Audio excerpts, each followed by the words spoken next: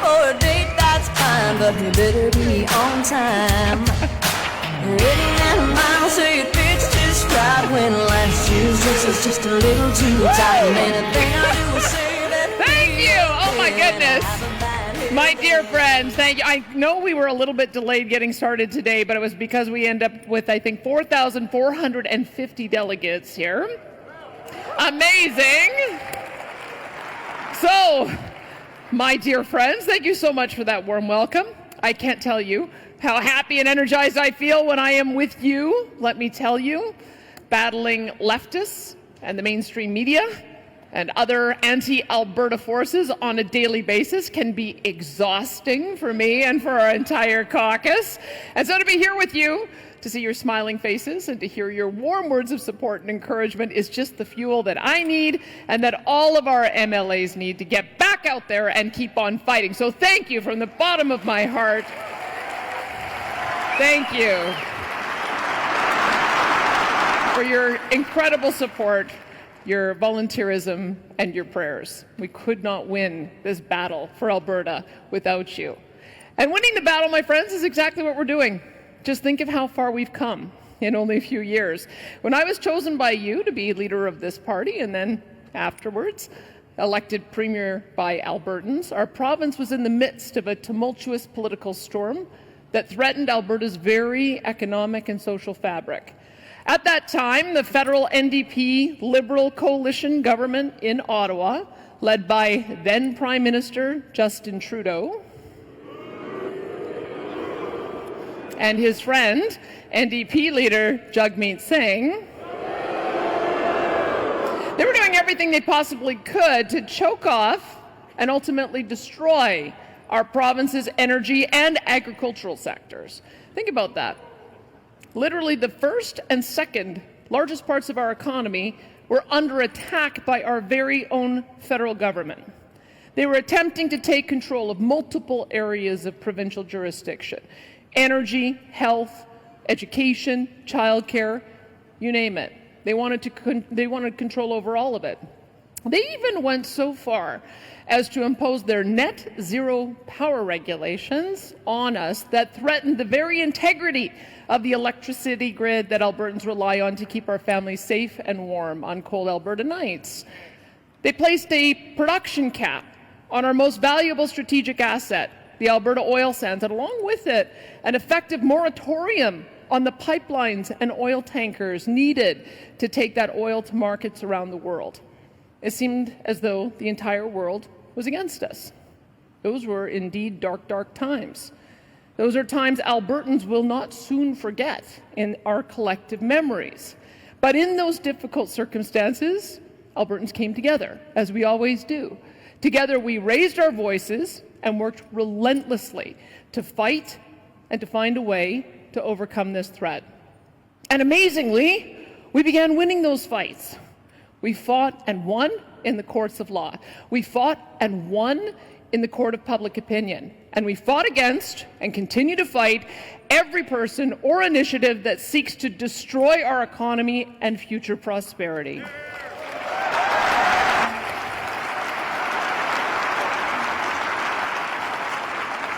And look at the results.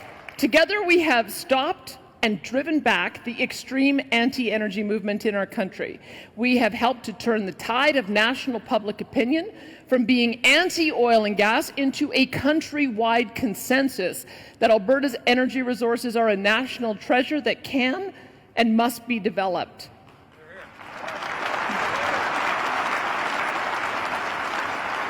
Those who had opposed us, including the former Prime Minister Justin Trudeau and his governing partner, the former federal NDP leader Jagmeet Singh, along with so many others who sought Alberta's economic demise, they've seen their political careers come to an abrupt and dramatic end.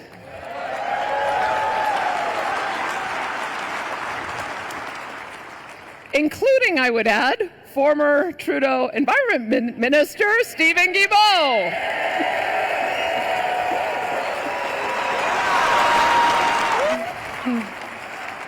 He He, of course, resigned from cabinet on Thursday after the announcement of the new energy deal that repealed several of the anti-Alberta laws that he created. On behalf of all Albertans, Monsieur Guilbeault, we bid you adieu.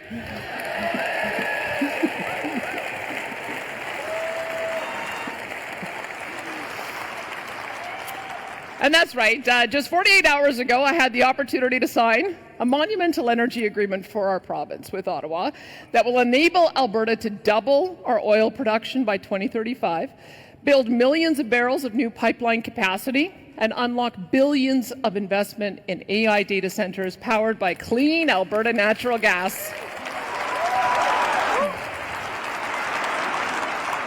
And this complete turnaround of Canadian policy direction and public opinion was unthinkable just a few short years ago. No one thought it was possible. No one except right here in Alberta, where we know that all things are indeed possible.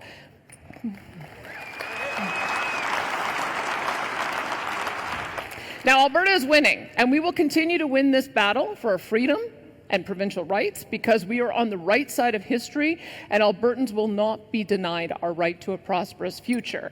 Now, I know full well that so many of you here today have been justifiably, like me, frustrated and angry with Ottawa. I get it. I get it. Trust me. I get it. I hear you.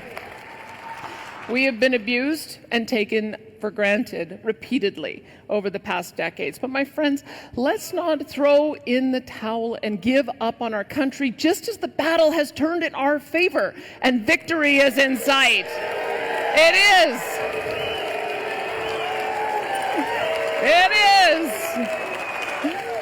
Not when our fellow Canadians, even those that may support differing political parties, are nonetheless supporting Alberta's vision for a prosperous, energy-rich nation with strong and sovereign provinces, building a Canada we can be proud of again. Now is not the time to give up the fight.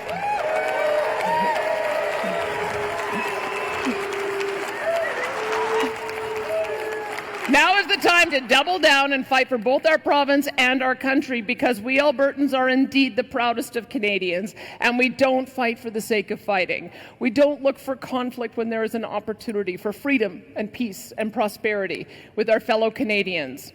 That is all we've ever wanted: freedom and peace and prosperity. Because Albertans are happiest when we are hard at work getting things done, solving problems, serving our communities, creating and innovating. That is when we are truly at our best. We want to lead this country towards a better and brighter future because we take great pride in that as a province. All we need is a government in Ottawa to get out of the way and let us turn Canada into a thriving energy superpower with Alberta leading the way.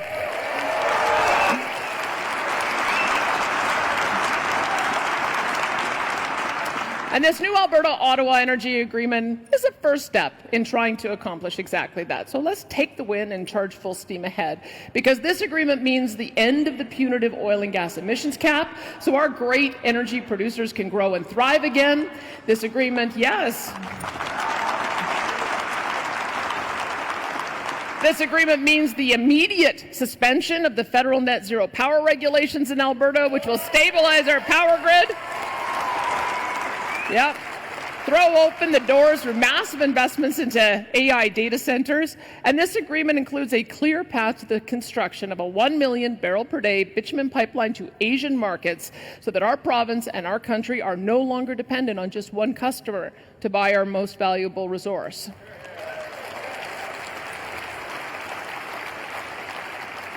This agreement also allows for needed exemptions to the oil tanker ban, an overhaul of the No New Pipeline Law, C-69, and ensuring our energy companies are able to advertise their environmental leadership and efforts without fear of penalty. And this agreement also means that Alberta can show the entire world that the solution to our environmental challenges does not entail capping productivity and growth in the oil and gas development.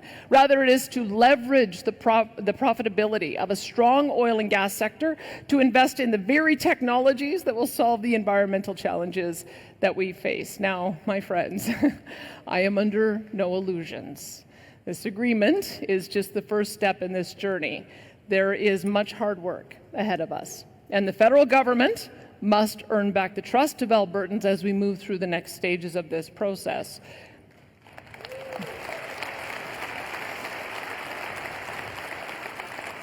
After all, the people of Alberta have, of course, had the rug pulled out from under them too many times to count over the past 10 years. So I will take the advice of a great U.S. President, Ronald Reagan, who said when dealing with a former adversary, trust but verify. And on behalf of Albertans, I will be verifying and holding Ottawa accountable, as you know, every step of the way. You can absolutely count on that.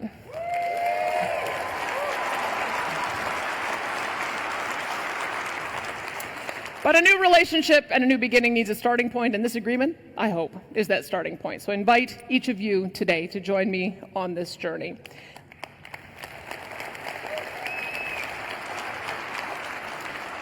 Let's lower our fists and instead roll up our sleeves and get to work on making our province and our people more prosperous than ever before, because we have many other critically important challenges to overcome, especially in dealing with the pressures brought on by our own success. This is not the NDP's Alberta, where people and businesses were fleeing the reckless policies of the socialists that ran roughshod over our province for 4 destructive years. The fact is, from the election of the UCP in 2019 until now, Alberta, despite all of the roadblocks thrown in our way by Ottawa, has still managed to become once again the fastest growing province in Canada, and by a long shot. The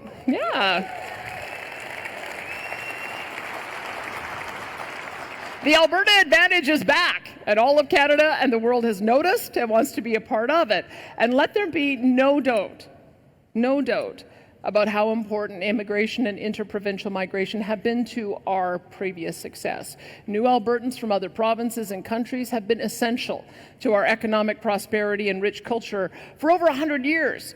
Alberta has had a history of healthy levels of primarily economic immigrants able to easily integrate into Alberta's economy and culture. But that was upended by the last 10 years of what was effectively an open borders policy by Ottawa. And Albertans of all ages, ethnicities, and immigration history have had quite enough. We need an immigration policy that puts Albertans first.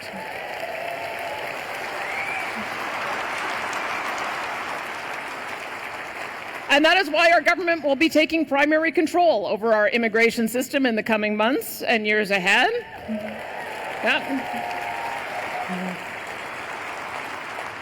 Using our constitutionally protected provincial rights, Alberta will return to a more stable number of primarily economic migrants so that newcomers come here to work and contribute as they have historically done, while Canadian citizens living in Alberta are given first priority to the jobs and the opportunities our economy creates. We will restore the proper balance and ensure that our immigration system becomes a strength to our province again.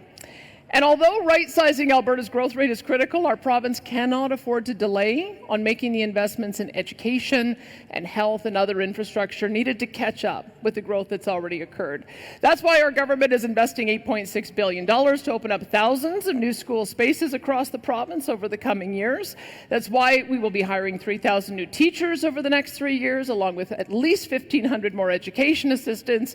And importantly, we are going to tackle head-on the issue of complexity in our classrooms. We cannot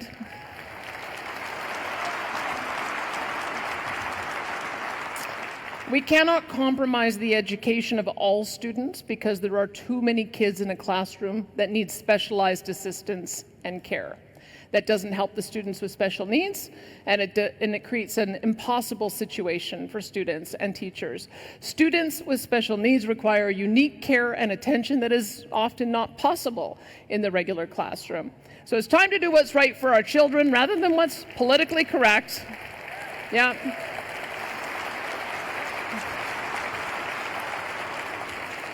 And this is why our government, led by one of our best and most effective ministers, Dimitrios Nikolaides, he's taken a hands-on approach to ensuring the new teachers and EAs we are hiring are placed where they are needed most, whether that be in regular classrooms or special classrooms suited for children with complex needs. And because I see the NDP and their union allies are now organizing against parental choice in education. Let me be very clear. Our government will continue to support and protect all options parents enjoy in the education system.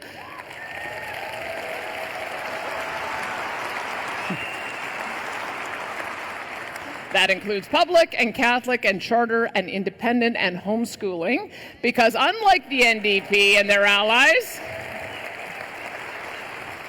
we in the UCP know and believe that parental choice in education is of paramount importance, and that is not going to change so long as the UCP is in government.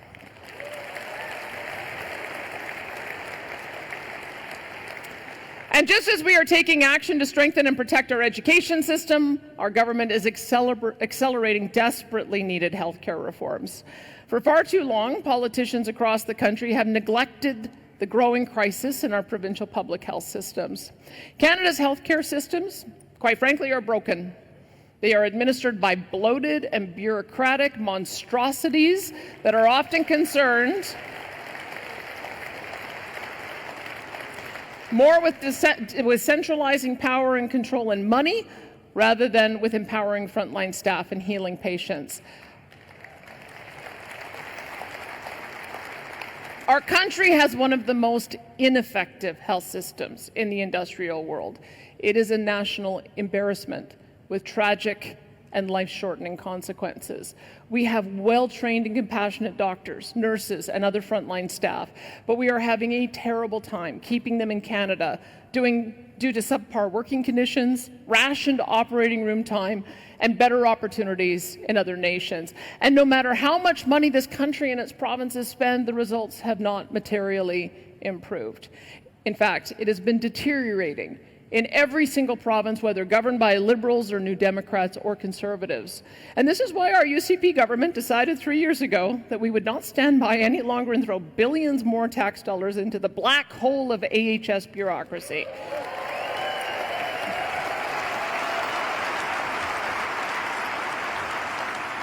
We acted decisively to reform our healthcare system, and we are now starting to see improvements each and every day. Wait times for surgical services are coming down. The number of doctors and nurses is increasing. Less is being spent on bureaucracy and more is being spent on the front lines. However, much more needs to be done. And with the transfer of authority over the administration of our healthcare system from AHS to 4 targeted health agencies overseen directly by a dedicated and accountable government ministry, Alberta is now well positioned to accelerate desperately needed health reforms even further. So led by Minister Rick Wilson, the Minister of Mental Health and Addiction, we are well down the path of implementing the world-renowned Alberta recovery model for addiction. We'll soon commence operations on the Compassionate Intervention Program that will mandate treatment in secure facilities for addicts who are a danger to themselves and others.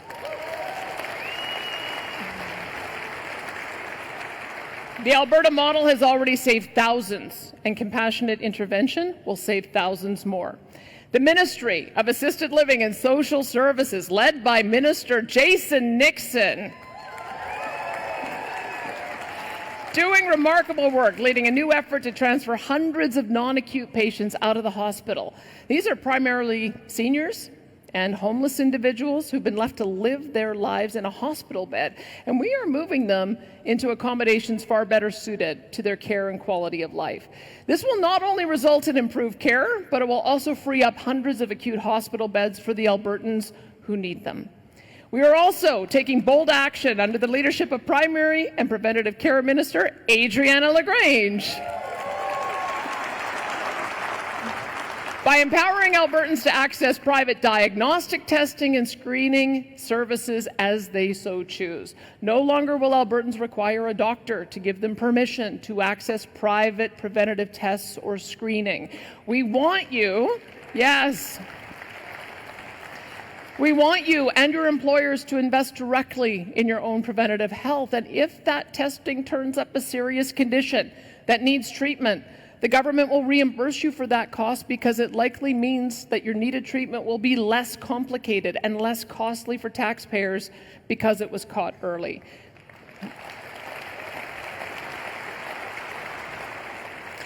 And obviously, all referrals from your doctor for testing and screening will remain fully paid for by your Alberta health insurance. And as I'm sure many of you heard this past week, under the excellent leadership of the Minister of Hospital and Surgical Services, Matt Jones, our government has introduced dual practice legislation that permits doctors to provide private elective surgeries, such as hip and knee and eye surgeries, after regular business hours and on weekends, so long as they continue to provide their regular amount of public surgeries as well. Yeah. This dual practice arrangement for doctors has worked to reduce wait lists and attract surgeons and health investment in virtually every high-performing health system in the world. And of course, as previously announced, we will be moving from a wasteful and inefficient block funding model for our public hospitals, managed by bureaucrats, into a more competitive and responsive activity-based funding model that pays public hospitals and private surgical centres for the services they actually provide. My friends, the days of an antiquated, bureaucratic, and unaccountable health system are over. Albertans want more choice and better results from their healthcare system, and it's time to bring that system out of the 1960s NDP model and into 2025, where the rest of the world's developed nations already are.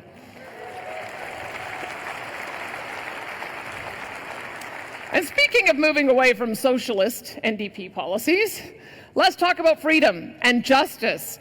We all know that woke ideological policies, such as the safe supply of drugs or soft on crime bail and sentencing rules, state-sponsored social engineering of children, and institutionalized censorship of speech are just a few examples of terrible NDP policies that have needlessly destroyed the lives of thousands in communities all across Canada.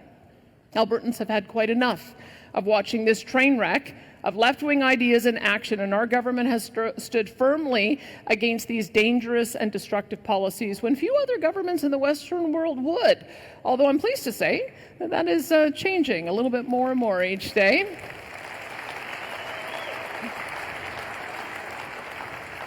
And despite the continued hysterics of the NDP and their woke activists, Alberta will continue to march boldly forward with policies that promote freedom, save lives, and make our communities safe. This government will fund, not defund, the police. We will seek justice for victims, not excuses for the guilty. We will replace enabling continued drug use for the addicted with providing treatment and a means to recovery.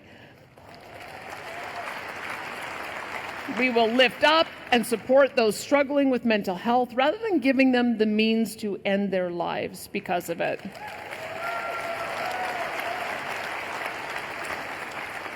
And while governments around the world seek to institutionalize the censorship of free speech, our government will forge an accelerated path in the opposite direction. That's why last week our government, inspired by the attack on Dr. Jordan Peterson, as well as so many other doctors and lawyers and nurses and teachers and others, introduced legislation containing comprehensive free speech protection so that no professional will lose their license to practice due to their political beliefs or for not kowtowing to DEI and other destructive mandates.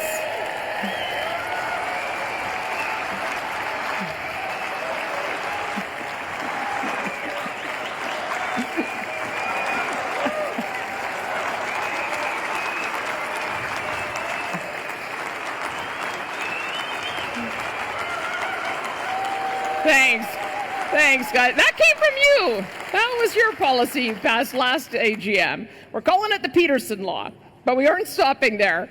I'm announcing today that next week, our UCP government will be introducing a new motion under the Alberta Sovereignty Within a United Canada Act that will, if passed in the legislature, instruct all provincial entities, including our municipalities and law enforcement agencies, to refuse to enforce or prosecute under the federal gun seizure program.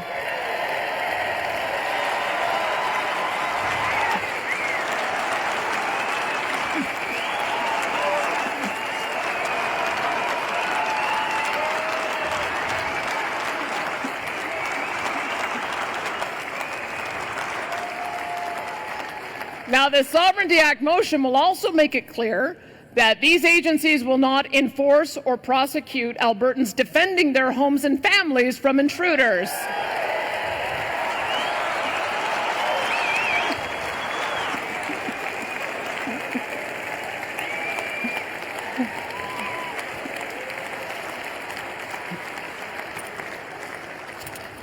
I got a little tip for low-life criminals out there. If you don't want to get shot, don't break into someone's house. It's really that simple, isn't it? It really is.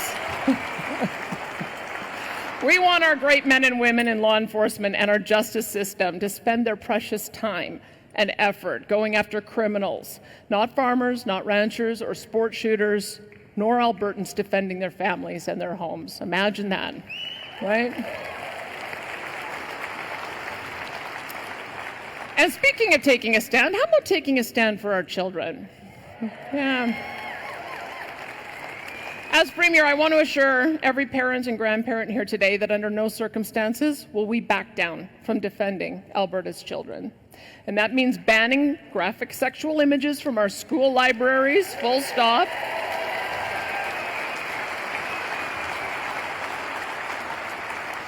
And it also means using the Charter's notwithstanding clause to protect our children by restricting puberty blockers for minors and prohibiting gender reassignment surgery until the child reaches adulthood.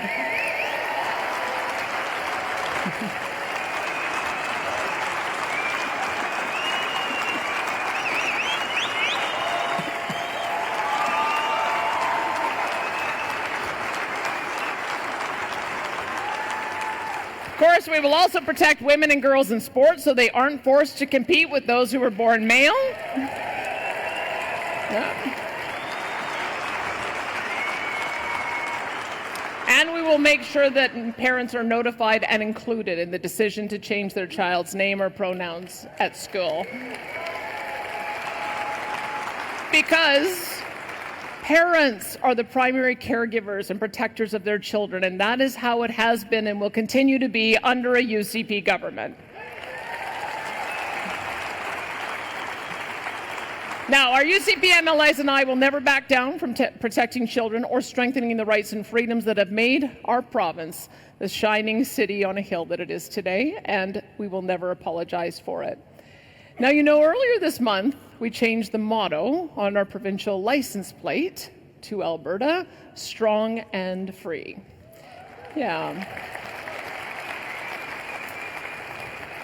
And predictably, some on the left and in the NDP think that's too American or too aggressive or too whatever. But I disagree. Not only is strong and free our provincial motto, it is also part of our national anthem. And quite frankly, there is no better description for our province and our people. We are a strong and free people.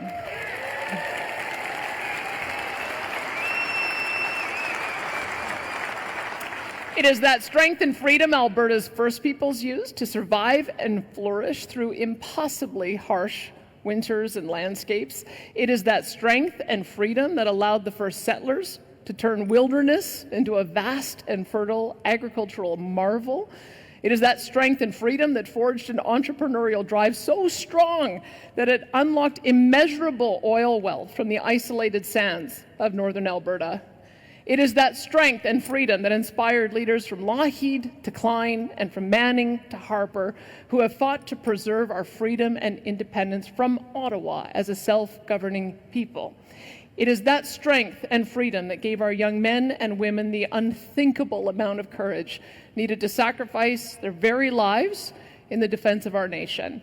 And my friends, it is that strength and freedom that empowers and emboldens us today to protect our families, to lead this country, to find a path to prosperity for our children and grandchildren, no matter the barrier or the cost. Alberta was born strong and free. Alberta is still strong and free. And together, my friends, we will ensure that Alberta remains forever strong and free. Thank you.